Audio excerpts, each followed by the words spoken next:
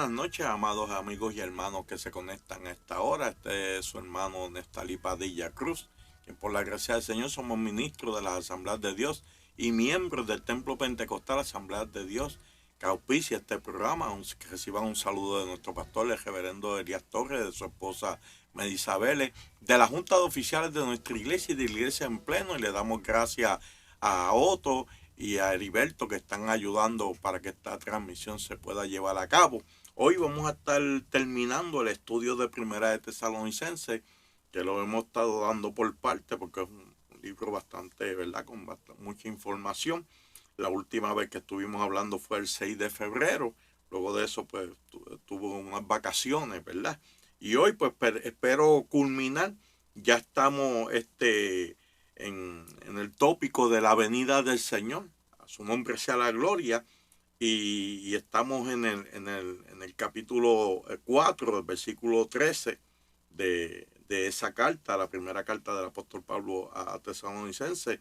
Y ahí pues comienza este tópico, ¿verdad? Que ya Pablo lo había tocado también en la carta, la primera carta a la iglesia de los Corintios, en el capítulo 15. Y aquí pues lo habla de la venida del Señor, ¿verdad? La venida del Señor, que comienza con el arrebatamiento de la iglesia.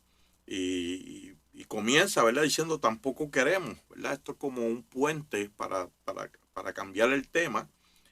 Dice, tampoco queremos, habla de ignorar, ¿verdad? Que ignoréis, del griego agnoeo, que es no saber por falta de información. Al parecer este tema no había sido cubierto por completo a esta iglesia. Entonces habla acerca de que no nos entristezcamos como los otros que no tienen esperanza, ¿verdad? Y es una tristeza distinta. No es que no nos vamos a poner tristes cuando perdemos un ser querido, pero nuestra tristeza es distinta porque la esperanza la acompaña. Esta tristeza va acompañada con la esperanza. Siempre la separación va a ser triste, y más cuando es por un tiempo indeterminado, ¿verdad? Y le suma a eso la falta de comunicación, que lo hace más dolorosa. Hace poco yo estuve con mi hijo en North Carolina, y cuando partí de allá hacia acá me embargó la tristeza, y hablamos todos los días por teléfono, pero las separaciones siempre son tristes, ¿verdad? Y más cuando uno ama mucho a la persona, y cuando es por un tiempo indeterminado, más todavía. Y a eso se le suma la falta de comunicación, que lo hace más dolorosa, porque yo hablo con mi nene todos los días, pero cuando una persona parte hacia la eternidad ya no hay comunicación ahí, y eso pues sí lastima. Pero la certeza de la resurrección consuela sobrenaturalmente. Es un consuelo que no se puede explicar, solamente se puede vivir. En adición a esto, el Espíritu Santo, el Consolador, mora en nosotros y nos da una condición de eternidad que acentúa nuestra fe, ¿verdad? Y como dice en primera de Juan 5:4, que nuestra fe ha vencido al mundo. Ahí el mundo tipifica toda esa explicación que tiene el mundo, y ¿verdad?, esa filosofía que hablan acerca del más allá y de lo eterno. Nuestra fe supera esa explicación. ¿Por qué? Porque nuestro profeta, nuestro jefe, nuestro dueño venció la muerte. Aleluya. Y eso es el único que lo ha hecho es él. Entonces, y en el verso 12 de ese mismo capítulo dice que el que tiene al Hijo tiene la vida. Pues esa vida que nos da Jesús es la fortaleza que recibimos de la paz de Dios, gobernando en medio del luto, ¿verdad? En medio del dolor, en medio de la pérdida. Lo sobrenatural de Dios está en nosotros, ¿verdad? El mismo Dios mora en nosotros, el Espíritu Santo.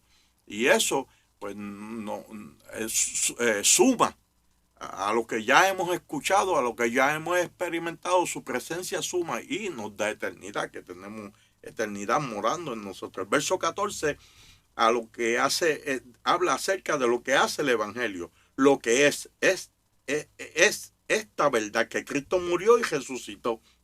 Eso garantiza su regreso con todos los que murieron en él, y la resurrección de ellos también. Porque nuestra creencia en la muerte y resurrección de Jesús no está completa si no creemos que el Señor regresará con ellos. Ese es el combo completo, aleluya, combo agrandado. El poder transformador que recibimos al aceptar a Cristo emana de su resurrección, que es lo que hace que la fe en Cristo haga la diferencia, ¿verdad? Por eso somos distintos, porque nuestro Señor venció la muerte. Los demás profetas de todas las demás religiones están muertos y enterrados.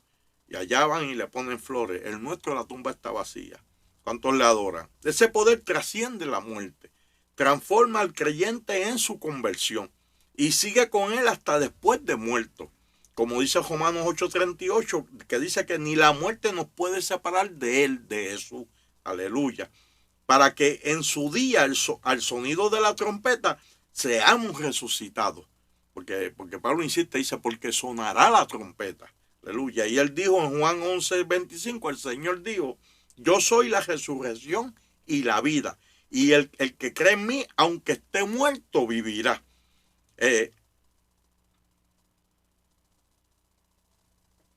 Si Jesús no es Dios, hay de nosotros. Porque solamente Dios puede hacer estas cosas. La vida, el ministerio de Jesús enfatiza en su deidad. Y por eso él venció la muerte. Si no lo es, pues es un farsante. Y nosotros, como dice Pablo en 1 Corintios capítulo 15, seríamos los más dignos de conmiseración. Si Jesucristo no resucitó de los muertos. Aleluya. La resurrección es el sello del triunfo de Cristo. Es lo que autentica todo lo dicho acerca de él en la Biblia. La resurrección es el sello de que esto es verdad. Aleluya. Por eso es que somos diferentes a todos los demás que creen en otras cosas. Porque nuestro Señor venció la muerte. Gloria a su nombre. Aleluya. Verso 15, la palabra del Señor dice, entre líneas, ¿verdad? Porque ustedes creen que Dios me usa. Por eso lo digo esto en palabra del Señor. Enfaticen eso. ¿Qué expectativa tiene de lo que estás escuchando? ¿Por qué me escuchas? Y cuando vas a la iglesia, ¿qué expectativa tiene de lo que escuchas? ¿Y por qué estás ahí? ¿Y por qué estás escuchando eso? Y cuando lees la Biblia, ¿qué expectativa tiene de lo que lees? ¿Y qué vas a hacer con lo escuchado? El que no duda, porque el que duda es como los que no tienen esperanza. Porque habían dos tipos de personas en la iglesia, unos que tenían esperanza y unos que estaban dudando.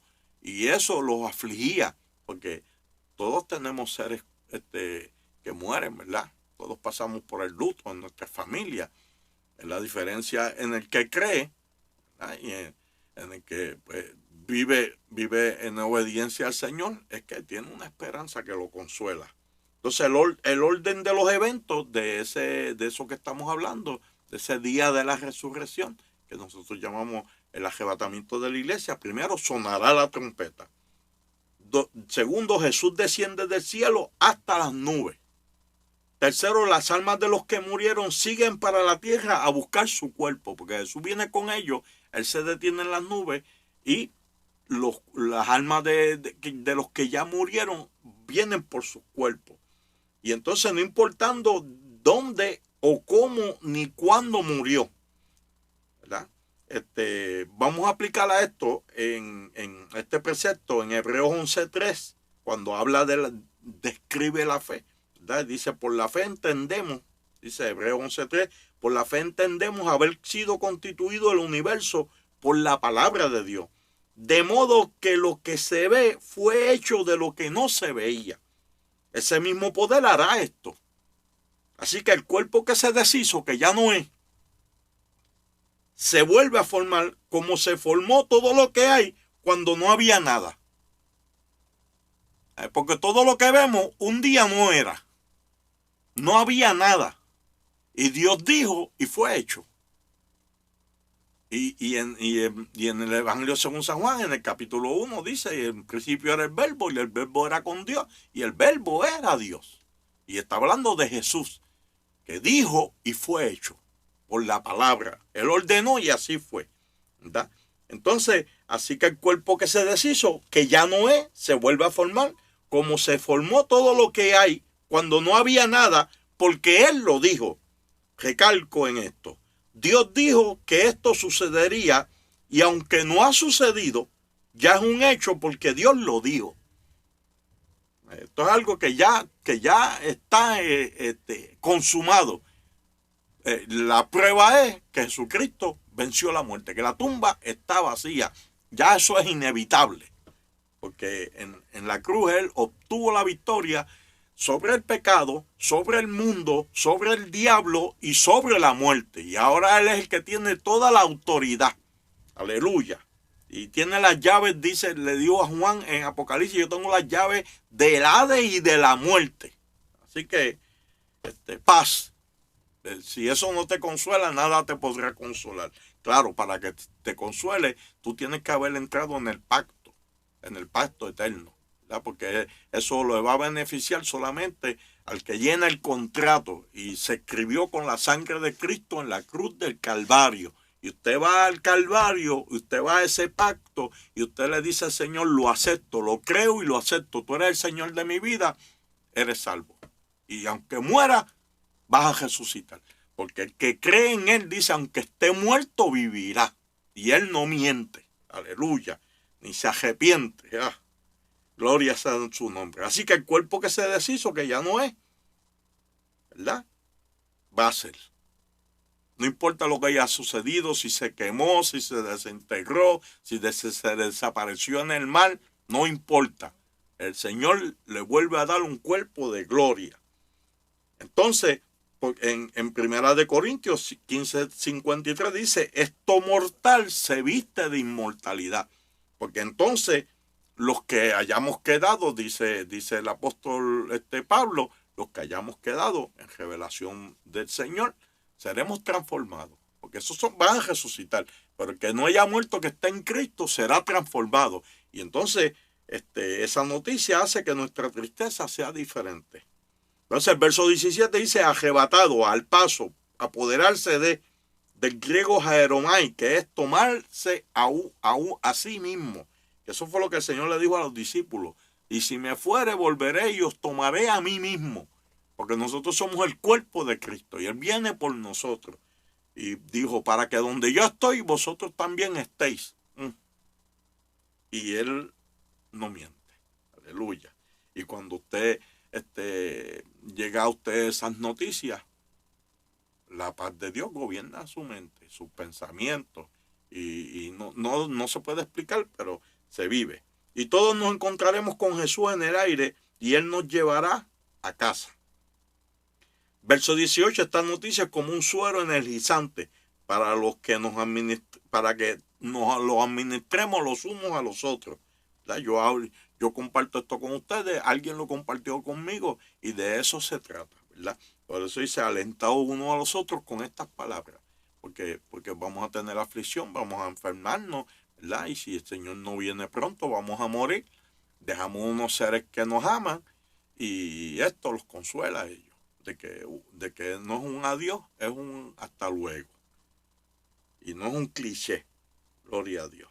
Entonces, para que su paz reine en nuestra tristeza, además de ser parte del precepto de que seremos librados de la gran tribulación, porque ese arrebatamiento, nosotros sabemos que entonces cuando la iglesia sea quitada, que más adelante, segunda de Tesalonicenses habla de eso, en la próxima carta que le sigue, pues entonces ahí es que comienza, en ese momento del arrebatamiento, comienza la grande tribulación que Jesús la describió como una que nunca la ha habido y nunca la habrá. A ver, usted imagínese el peor momento de la historia, no se compara con esto que viene. Capítulo 5, pero acerca de los tiempos y de las ocasiones, no tenéis necesidad, hermanos, de que yo os escriba. En Hechos 1:7 el Señor también le dijo, no os toca a vosotros, le dijo a los discípulos, saber los tiempos o las sazones que el Padre puso en su sola potestad. Porque la pregunta ya se la habían hecho al Señor y la pregunta uno se la sigue haciendo. Esa pregunta no tiene contestación. Hay personas que empiezan a hacer conjeturas y que si se encuentran códigos secretos y cosas por el estilo, Jesús dijo que nadie lo sabe y ninguno sabe más que Jesús. No existe uno que sepa más que Jesús. Y si Jesús dijo, nadie lo sabe, nadie lo sabe. Está en la potestad del Padre, está en la potestad del Padre. Porque Jesús lo dijo. Así que si alguien dice, mira, yo encontré unos códigos y mira con lo que está pasando, sabemos que está cerca, sabemos que hay unas señales que nos dicen, esto huele a jacto. El día y la hora nadie lo sabe. Y si alguien te dice que lo sabe, te está mintiendo. Es un mentiroso. Amén. Aleluya. Así que, porque vosotros sabéis perfectamente, dice el verso, perfectamente que el día del Señor vendrá así como ladrón en la noche. Eso en Mateo 24, 43 y 44, el apóstol, ¿verdad? El escritor lo dice, y el apóstol le dice, no voy a dar ni esperen recibir fecha alguna, porque ese dato no es parte del mensaje del evangelio. El mensaje sigue igual, como lo dijo el Señor Jesús. La fecha, el día y la hora no es parte del mensaje de la iglesia. El mensaje de la iglesia es a salvación, es un llamado a salvación. Y es una información que se nos da de que seremos transformados. Y una información que se nos da de que los que hayan muerto en el Señor serán resucitados. Hasta ahí. El momento en que eso va a ser, no se da.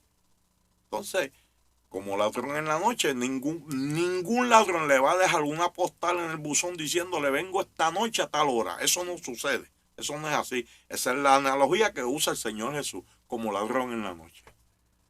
Así que hay que estar listo, hay que estar preparado. Pero todos sabemos que habrán señales, aunque debemos estar preparados en todo tiempo, porque con lo que sabemos es suficiente para no ser sorprendidos. La información que se nos dio es suficiente para que eso no nos sorprenda, para que el ladrón no nos sorprenda. Ahí está la alarma. El verso 3 que dice que cuando digan paz y seguridad, entonces vendrá sobre ellos, no sobre nosotros, sobre ellos, sobre los que no tienen esperanza, sobre los que no han ido al Calvario, sobre los que no han hecho el pacto, sobre los que no han recibido el señorío de Cristo, sobre ellos. Destrucción repentina, como los dolores a la mujer encinta, y no escaparán. Debemos siempre tener presente que las señales son para estimularnos, no para asustarnos. Porque el evangelio, la buena noticia, incluye liberación el día de la ira del Señor. Que hay personas que le tienen miedo al apocalipsis y a los eventos, ¿verdad? Apocalípticos y eso, y que si la bestia, que si no, eso a nosotros no nos debe de asustar, porque inclusive la iglesia está aquí, mientras la iglesia está aquí, la bestia no puede señorear, porque la iglesia es más poderosa que ella, porque la iglesia es el cuerpo de Cristo. Se tiene que ir la iglesia para que ese pichón tome mando. Para que el diablo pueda hacer de la suya, la iglesia se tiene que ir, ¿verdad? Porque en la iglesia mora el Espíritu Santo y es Dios. Y nosotros somos el cuerpo de Cristo. Y claro, una de las estrategias que usa el enemigo es que la iglesia o los miembros de la iglesia no se percaten de lo que cargan en sí, ¿verdad? Y hay creyentes que viven como normales. Y la Biblia dice que nosotros estamos sentados con Cristo en lugares celestiales.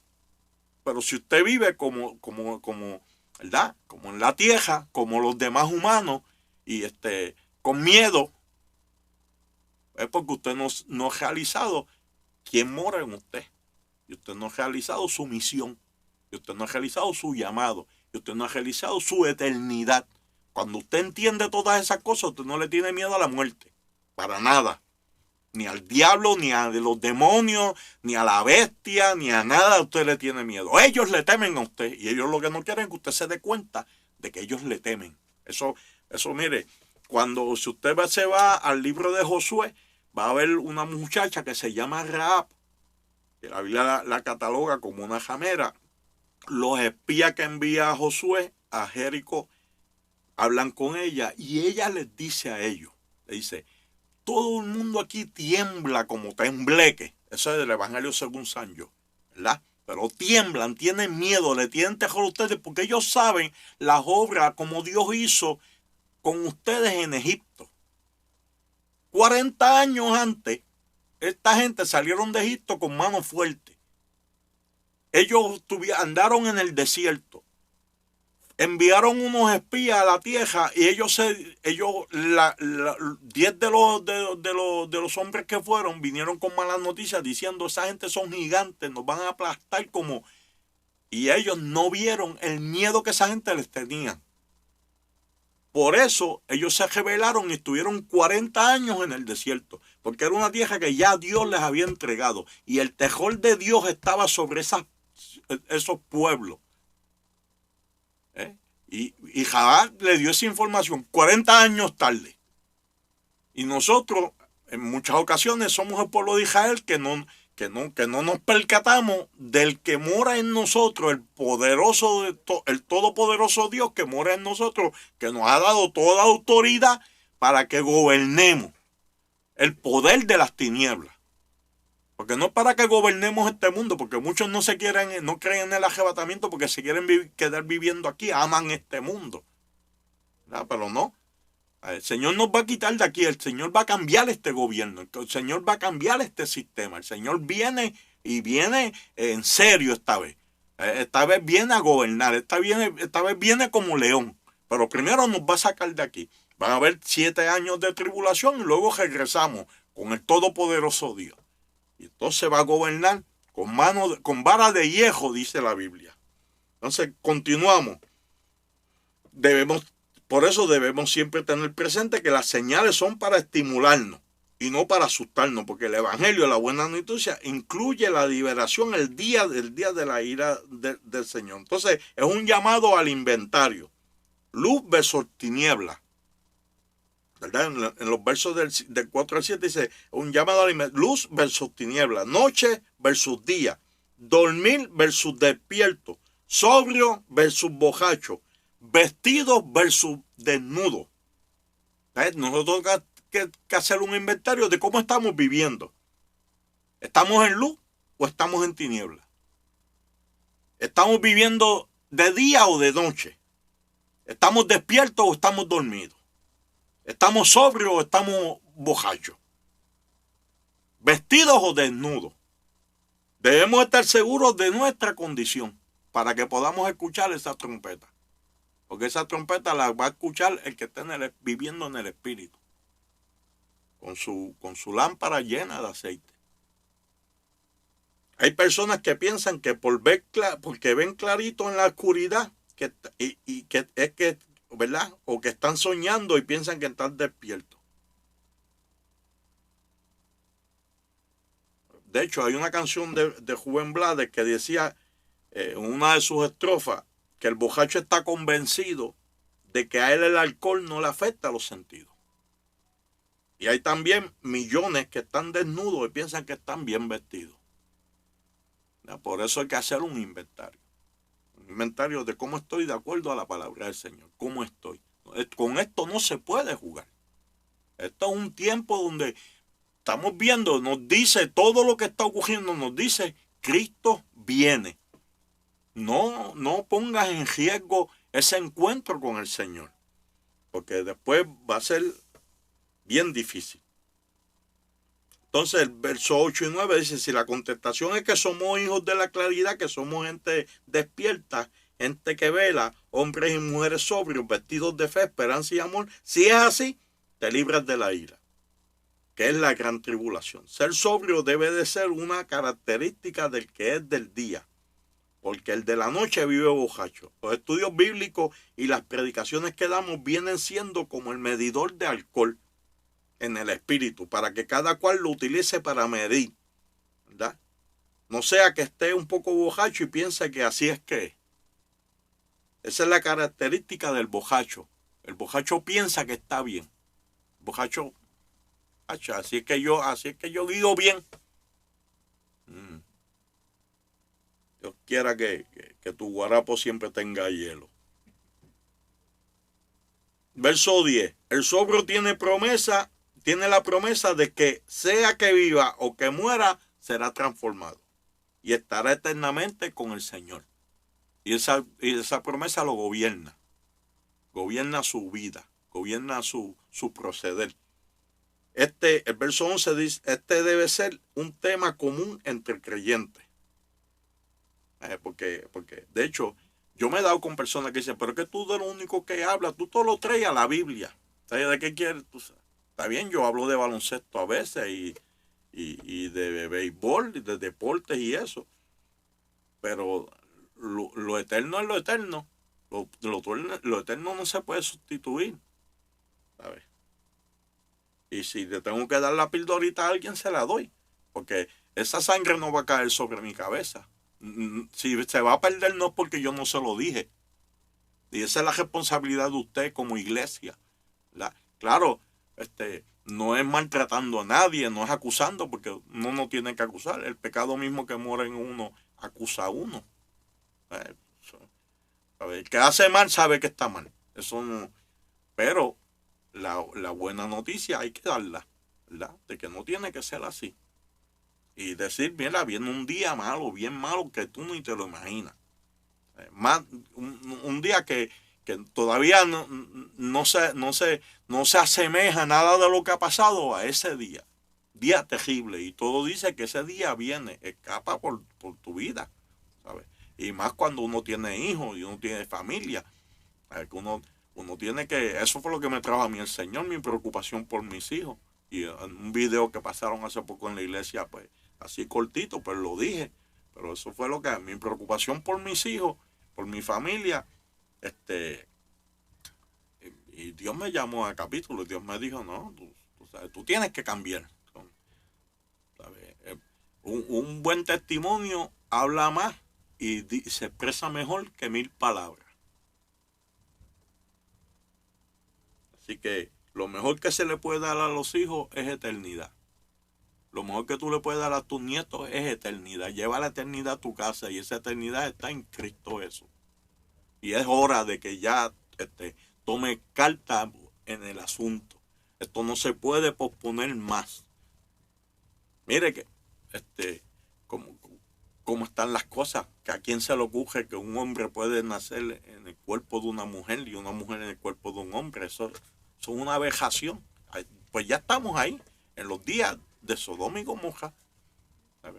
Esto se escribió hace 2000 años, se dijo que esto iba a pasar. Antes la gente decía, pues no, es que son una degeneración.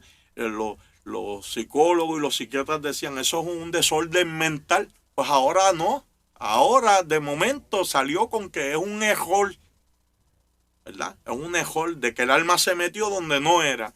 Mire qué abejación. ¿Qué nos está diciendo eso? No, se está diciendo que Cristo está a las puertas, porque el Señor dijo, cuando hizo una analogía, como los días de Noé y como los días de Lot. Los días de Noé, dice, se casaban y se daban en casamiento, hacían negocios, papá, pero los días de Lot no. En los días de Lot no dice que se casaban y se daban en casamiento, porque eso no se daba. Porque lo que reinaba era la perversidad moral. Ahí no se casaban ni se daban en casamiento. Entonces es una combinación de los días de Noé y los días de Lot. Y eso es lo que estamos viviendo ahora. Esa combinación. Ahí estamos y está a las puertas. Así que, alerta.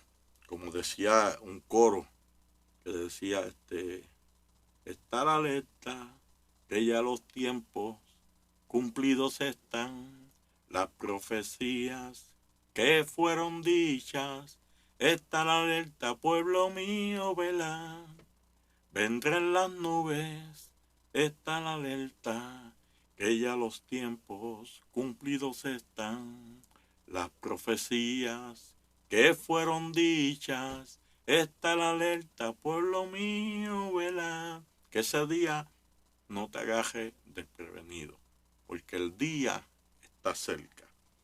Entonces, esto debe ser un tema común entre creyentes, como la merienda en la predicación, el estudio, ¿verdad? Es como una merienda. En la predicación y en el estudio cenamos platos fuertes. Luego, en el compartir nosotros acá, merendamos, ¿verdad? ¿Qué? Maranata, Cristo viene. Aleluya. Y así pues nos mantenemos en contacto.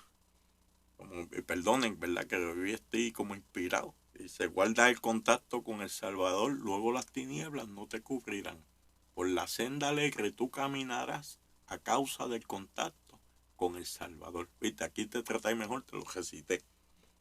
Entonces, ser sometido, versos 2 y 13, ser sometidos y agradecidos con nuestros líderes.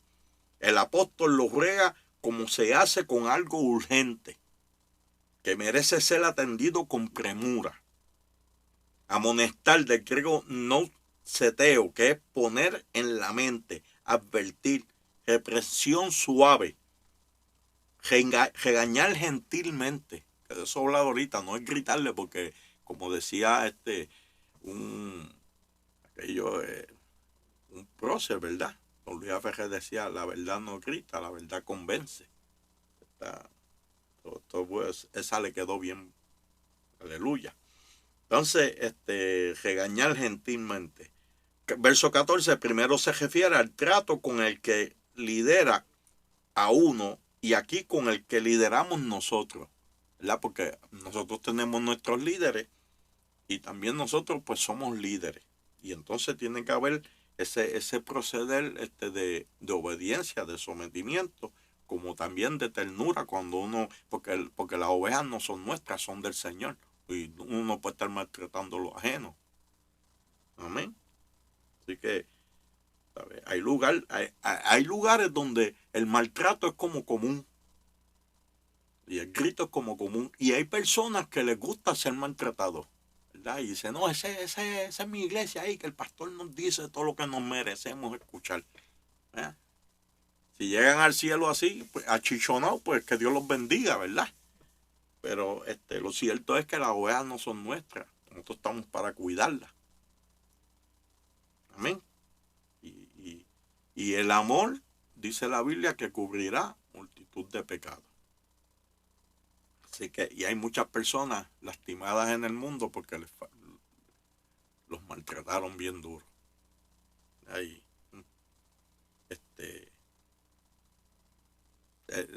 toda persona costó la vida del Hijo de Dios. El costo fue bien caro como para que uno lo maltrate. Y también cuando somos creyentes, pues yo veo a un creyente, el Espíritu Santo mora en él. Pues, si lo maltrato a él, estoy maltratando al Espíritu Santo que mora en él también. Así que yo sé que esto hay personas como que ¿verdad? Le son boceadores espirituales, pero no está bien. Entonces, el verso 14 se refiere al trato con el que lidera uno y aquí, ¿verdad? Con el que lideramos nosotros. Pero añade alentar, que es paracaleos, que es la misma raíz de paracleto, que es llamar cerca a uno y es uno de los nombres del Espíritu Santo. Consolación, confortar, sostener, antejomai, que es interesarse por. Entonces el verso 15, llamado a perdonar, a enseñar perdón, a no discriminar en hacer el bien, a los fáciles y a los difíciles, porque esta dinámica se da más fácil con los que coincidimos en cosas, y mientras más cosas tenemos en común, más fácil es, pero como es con todo, pues ya incluye a los difíciles por igual, ¿no? Hay unos que son difíciles de amar, pero en Cristo podemos, mire, cuando uno dice, pero es que este es difícil amar, la explicación es que mi relación, y tengo que tomar en consideración, ¿por qué yo no puedo amar a esta persona? Y la única explicación es que yo no he dejado que el Espíritu Santo trabaje en mí. Porque la naturaleza de Dios es amar, ¿verdad? Dios es amor, no es que Dios ama, es que Él es amor. Y mientras mejor es mi relación con el Señor, más fácil es perdonar y amar. Y eso es sobrenatural, porque hay gente que para tú amarlos tiene que estar en lo sobrenatural. Entonces, si tú no los amas, es porque no estás en lo sobrenatural. ¿Cuál es el remedio? Pues métete más con Dios. Porque el problema no está en que Él es difícil, el problema está en que tú no estás metido con Dios lo suficiente como para amar al difícil. Y amar al difícil no es justificar su maldad. Porque el amor y la justicia andan amalgamados, no se pueden separar. No, lo malo es malo, pero uno, porque sea malo, no lo va a odiar. y uno no va a ser su enemigo. No sé, hacer la justicia. Amén. Hacer la justicia. Dios es justo. Amén. Entonces, y tengo que decir eso porque hay personas que están buscando ¿sabes? ¿Por dónde? Aleluya. Cuando uno saca a alguien de la zona de confort, de lo que está acostumbrado, que es hacha y machete, cuando uno como que invade esa comodidad de verdad, de juicio, pues busca ver qué puede decir para yo eh, eh, desacreditar ese postulado. Entonces uno tiene que poner todos los puntos y todas las IE para que haya ecuanimidad, porque la palabra es así, es ecuánime. Entonces, esto incluye a los difíciles por igual, ¿verdad? Y estar siempre gozoso aquí es cogido. O sea, esto es hazlo y gózate haciéndolo.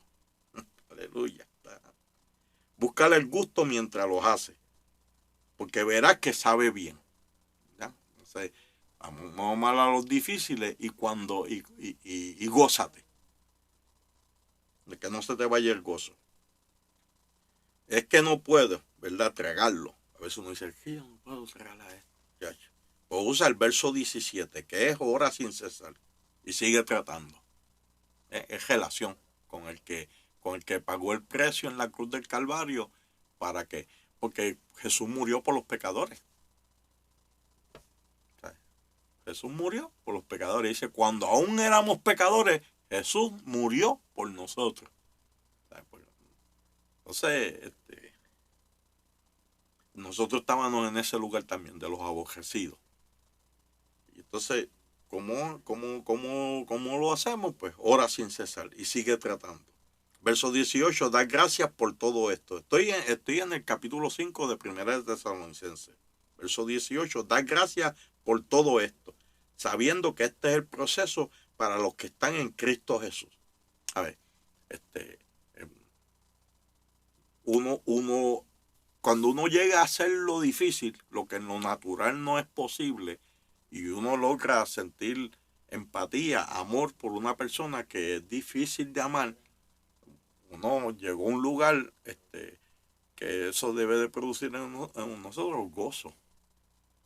¿Verdad? Pero ¿cómo llegamos ahí? Llegamos orando, teniendo una vida de oración constantemente, comunicándonos con el Espíritu Santo, que es quien nos va a capacitar para poder ver así a la persona como Cristo lo ve. En Gálatas el apóstol dice, hijitos míos, por cuales vuelvo a sufrir dolores de parto hasta que Cristo sea formado en vosotros. Entonces, que Cristo es formado en nosotros, uno de los síntomas es que amamos el difícil. Y uno de los síntomas de que nos falta formación es que no lo amamos. Entonces, el 19 nos sometemos a lo anterior o el espíritu se apaga. Obligado. ¿Se puede apagar el espíritu? Bueno, si no se pudiera apagar, no lo diría. Ahí dice, no apaguéis el espíritu porque se puede apagar. Entonces, esta parte es bien importante en nuestro crecimiento, entender esto. Con el Espíritu Santo nosotros podemos avivar nuestra relación. Como dice 2 de Timoteo 1:6, ¿verdad? Que dice, aviva el fuego del don de Dios que fue impuesto en ti. ¿Verdad? Pablo le dice a Timoteo. También podemos entristecerlo, como dice en Efesios 4:30. No entristezcáis el espíritu, ¿verdad? Contristarlo. Entonces podemos apagarlo. Como leímos, como dice en el verso 19, no apaguéis al espíritu. Entonces, avivarlo, entristecerlo, apagarlo. Y por último, podemos blasfemarlo, que ya hay a Dios luz que te apagaste. Pero ¿cómo se da? De acuerdo al contexto donde se presentan estos conceptos, entristecerlo y apagarlo se dan con unas actitudes nocivas hacia el prójimo. ¿Cómo yo entristezco contristo al espíritu? ¿Cómo yo apago el espíritu? en una actitud mala hacia el prójimo. Así es que se logra. Entonces, avivarlo es producto de una búsqueda constante de relación con el Espíritu.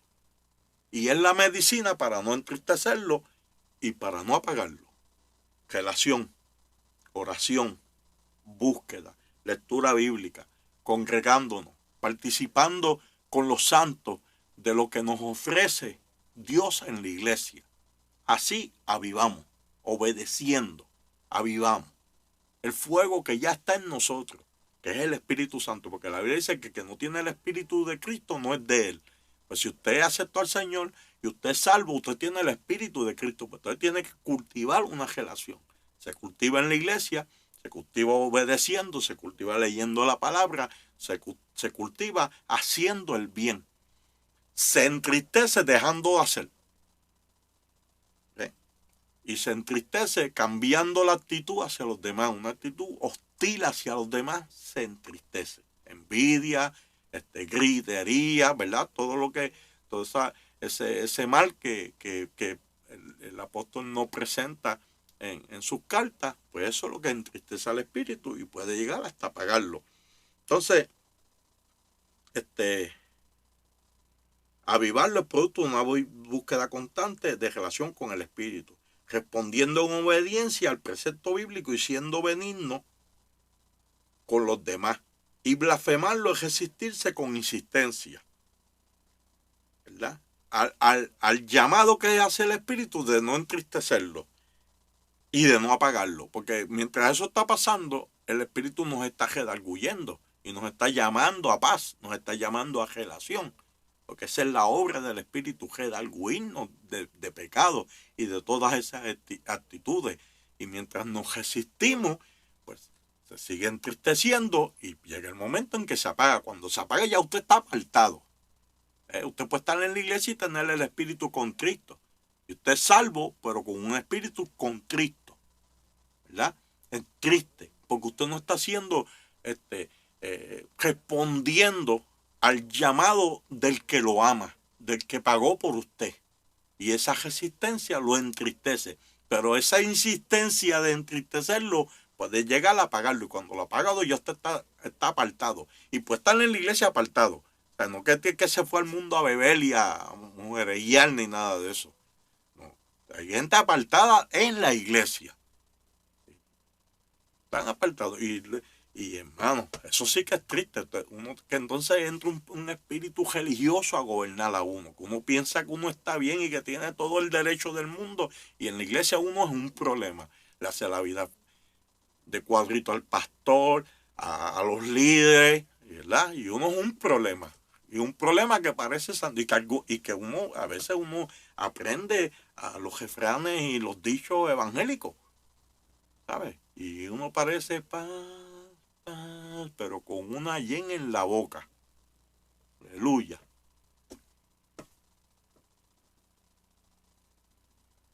Así que puede llegar a un deterioro espiritual que desemboque en enemistad con Dios y todo lo que Dios representa. Nadie que haya blasfemado al Espíritu Santo comenzó blasfemándolo. Todos comenzaron enfriándose, entristeciéndolo, apagándolo y culminaron resistiéndolo hasta blasfemarlo. En las escrituras nos dan ejemplos de esto. Anote, ¿verdad? O si no, le da de nuevo a esto, lo ve, porque esto va a estar grabado. Primera de Samuel 15, 17 al 23 y el capítulo 16, 14 es el caso de Saúl. Y Hechos 7, 51 al 60, que es el caso donde Esteban reprende a los que después lo mataron a pedradas, porque dice que corrían los dientes y eso eran unos religiosos. Eso eran los líderes espirituales del pueblo.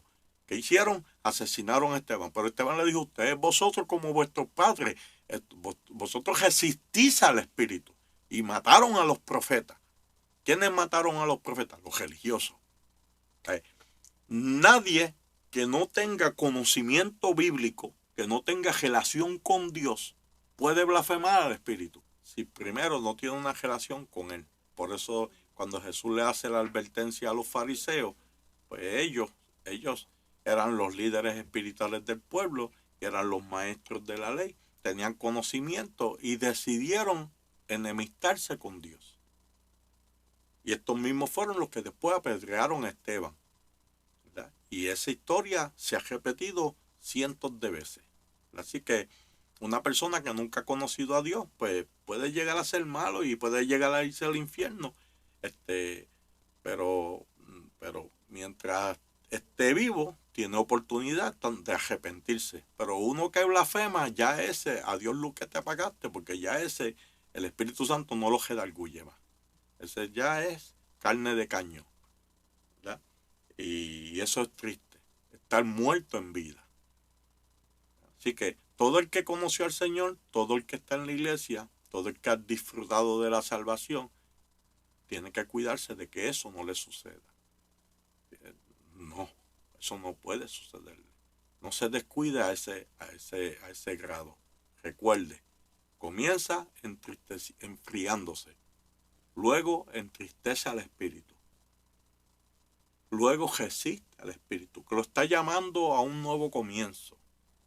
Y cuando usted no, eso va a llegar a apagarlo. Luego que lo apaga, ya está apartado. Si sigue resistiendo, puede llegar a convertirse en enemigo de Dios, en enemigo de los hermanos, en enemigo de la palabra. Y esos son los que dicen, eso es lo que quiere decir, porque empiezan entonces, se convierten en religiosos y empiezan a darle interpretaciones de acuerdo a su maldad. Bueno, pasamos entonces al verso 20, no menosprecéis las profecías. Y yo no soy profeta, pero ya te di una. Así que la bola está en tu cancha. Si tú me estás escuchando y esa es tu situación, vete de rodillas, arrepiéntete y regresa. ¿Ya? No menosprecies la profecía, porque examinarlo todo, desde que comencé hasta ahora, examínalo todo, con la Biblia al lado. Lo bueno que tenlo. Estos 3 puntos van tomados de la mano. Menospreciar, examinar y retener. Vamos por parte. Menospreciar, tener una persona o una cosa en menos de lo que merece o vale. A lo mejor usted puede decir, ¿quién es ese? Yo no sé. Nestalí Padilla Cruz. Y a lo mejor si te lo dice el doctor Niemerson, pues tú lo atiendes con mucho placer, ¿verdad? Pues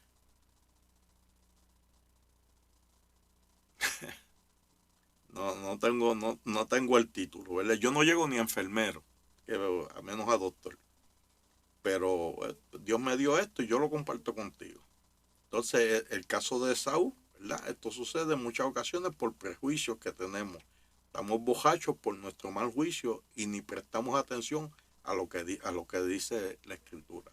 Examinar, del griego dokimazo, que es someter a prueba. ¿Cómo? Con la palabra profética más segura. Segunda de Pedro 1:19. Usted lo va a juzgar todo a la luz de la Escritura. ¿Verdad?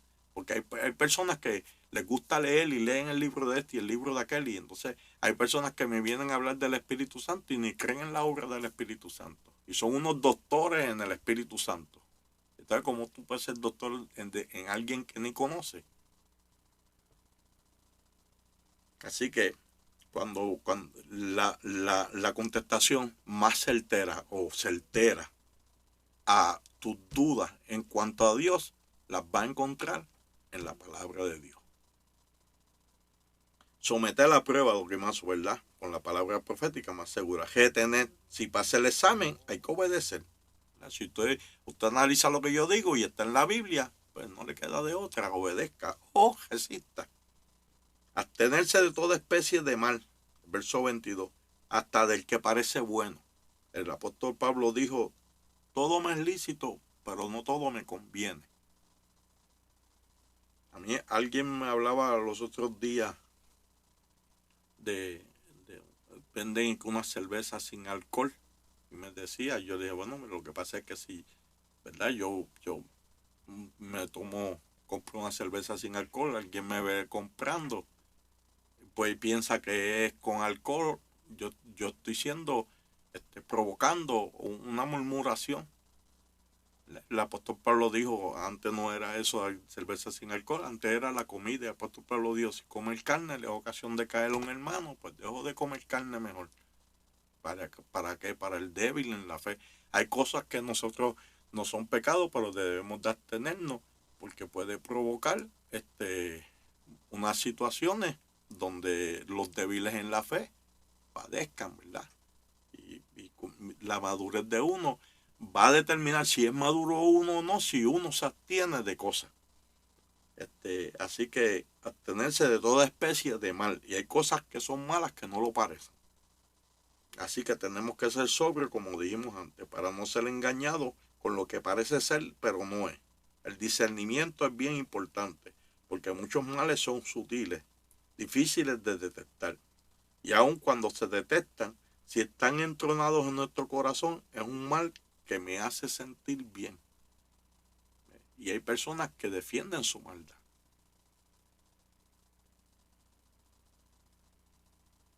Mire, hay situaciones donde, y a mí me ha pasado mucho, uno trata de resolver un problema amonestando a alguien, pero uno lo quiere amonestar de una manera que la persona se lastime, porque uno entiende que se merece ser lastimada. Y entonces uno todo lo justifica, porque lo que le estoy diciendo es la verdad. Pero uno no se lo dice para que sepa la verdad, uno se lo dice para lastimarlo. Porque lastimándolo uno se siente como que se hizo juicio. Y eso se da mucho. Así que, y eso es parte de lo malo. Entonces tenemos que tener ese tipo de discernimiento, ese tipo de contacto con el Señor para abstenernos de toda especie de mal hasta el que parece bueno. Porque es un mal que a veces te hace sentir bien y tú piensas que es bueno.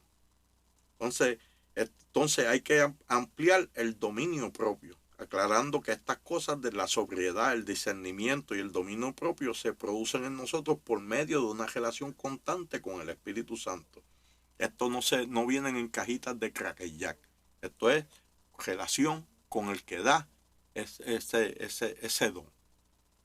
Verso 23, ya hicimos nuestra parte. Él le dijo a Josué, solamente esfuérzate y sé muy valiente para cuidar de hacer conforme a toda la ley que Moisés mi siervo te mandó. No te apartes de ella ni a diestra ni a siniestra para que seas prosperado en todas las cosas que emprendas. Mientras nos esforzamos, Dios nos santifica, pues estamos en el camino y es un proceso integral que comprende todo nuestro ser. Yo creo que es intencional el orden. Primero el Espíritu, que es donde hace morada el Espíritu Santo, ¿verdad? En nuestro espíritu, haciéndolo su templo al convertirnos y trabaja con nuestro ser. Segundo, el alma, que es nuestra voluntad, donde radican nuestras emociones y sentimientos. Es nuestra personalidad, es quienes somos, a quien se llama a cambio.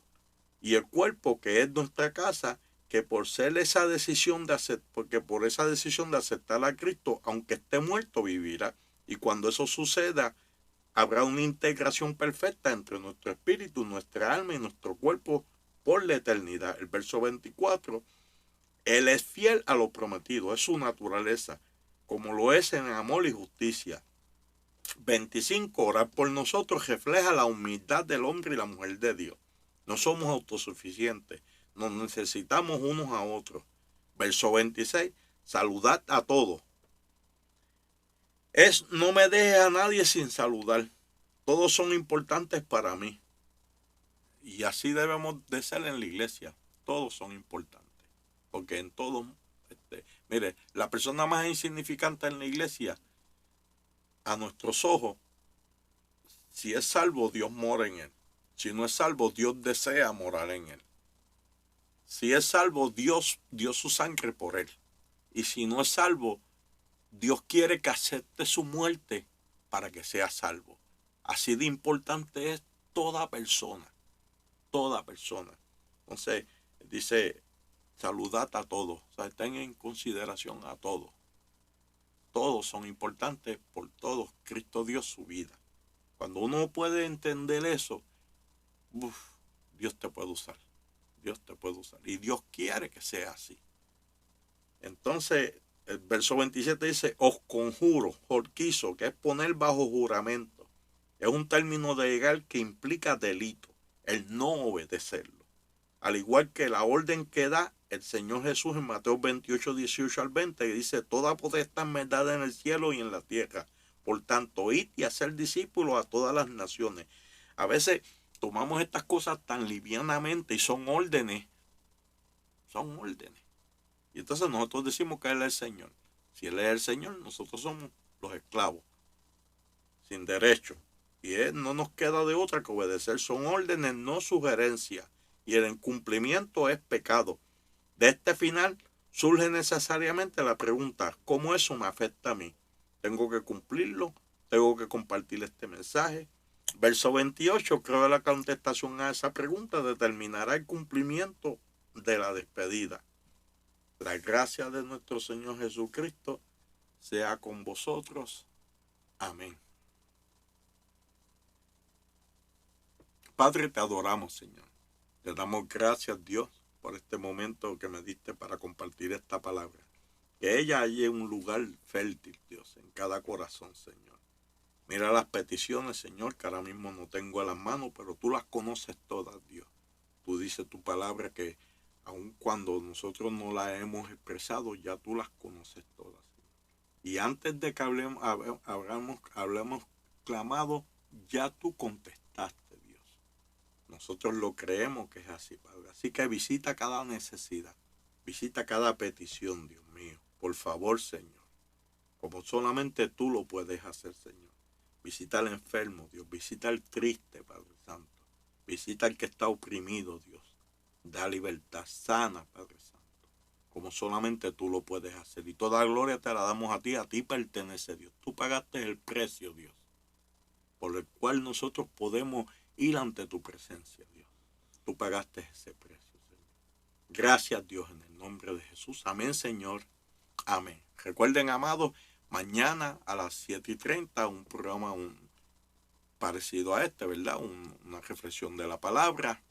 Conéctese el domingo a las 9 de la mañana en nuestra escuela bíblica, a las 10:30 el culto de adoración. Hasta entonces, bendiciones y la iglesia está en victoria.